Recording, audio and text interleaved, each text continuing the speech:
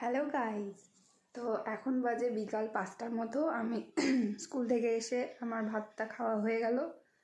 তো এখন আজকে একটা রেসিপি বানাবো, সেটা হচ্ছে মটরের ঘুগনি। তো মটর সিদ্ধ করতে তো বলে গেছিলাম, দেখি সিদ্ধ করা আছে, কি কি রেডি করা আছে। চলো রান্নাঘরে গিয়ে দেখি। চলে আসলাম আমরা রান্নাঘরে। এই যে এখানে মটর সেদ্ধ করা আছে, আর নিচে আছে মটরের স্টক, মানে মটর সেদ্ধ করা জলটা।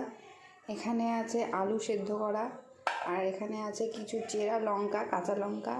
এখানে ফোড়নের জন্য আছে শুকনো লঙ্কা, তেজপাতা, গোটা গরম মশলা, অবশ্য লঙ্কা নেই, কিছু করার নেই, আর গোটা জিরা। আর এখানে আছে পেঁয়াজ কাটা আছে, টমেটো কুচি করে কাটা আছে, আদা বাটা আছে, আর রসুন থেতো করা আছে। তো এই দিয়ে শুরু করি আজকে ঘুগনি। ও আরও কিছু লাগবে, সেগুলো হলো এইদিকে জিরা গুঁড়ো, ধনে গুঁড়ো, ঘি, এদিকে আছে গরম মশলা আর লঙ্কার গুঁড়ো। তো রান্নাটা শুরু করা যাক। এখন তো চিমনি চলবে, কোনো আওয়াজ পাওয়া যাবে না।